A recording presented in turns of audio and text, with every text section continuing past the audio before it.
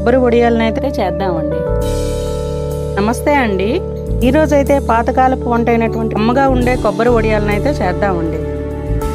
ఈ వడియాల కోసం అయితే ముందుగా 5-6 గంటల పాటు నానబెట్టుకున్న బియ్యాన్ని అయితే ఇలా రోట్లో వేసుకుని, ముందుగా నానబెట్టుకున్నటువంటి శనగపప్పుని ఒక గుప్పిడి వరకు తీసుకుని వేసుకోవాలండి.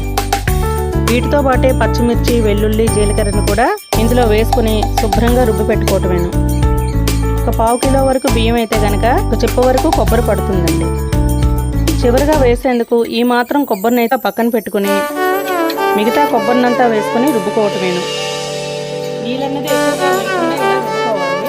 కాస్త ఉప్పును కూడా వేసుకుందామండి. 5 రాళ్ళు కాస్త చూసుకుని వేసుకోవాలి. పక్కన పెట్టుకున్న కొబ్బరిని కూడా ఇలా వేసుకుని కాస్త ఉల్లి తరుగుని కూడా వేసుకుని కరివేపాకును కూడా వేసుకుని చక్కగా కలుపుకోవాలండి. ఈ విధంగా అయితే కలుపుకోవాలి. ఇలా కలుపుకొని వడియాలు అయితే పెట్టుకోవాలి. ఏదైనా పాత్రలో వేసుకుని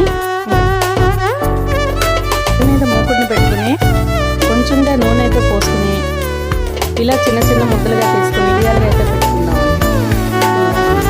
నూనె అయితే ఎక్కువగా పట్టదండి, అందుకని ఇలా పెట్టుకుందాం. అతనైతే తీసి చూద్దామండి.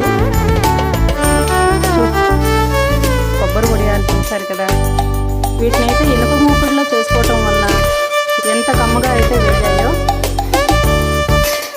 ఇలా అయితే తీసుకుందామండి. ఇలా చూడండి, ఇలా చెప్తున్నానండి. ఇలా తిప్పుకోవాలి. ఎంతో రుచిగా ఉండే కొబ్బరి వడియాలు. ఇలా చూసారు కదా, కరకరలాడే కొబ్బరి వడియాలు, ఎంతో రుచిగా ఉన్న కొబ్బరి వడియాలు.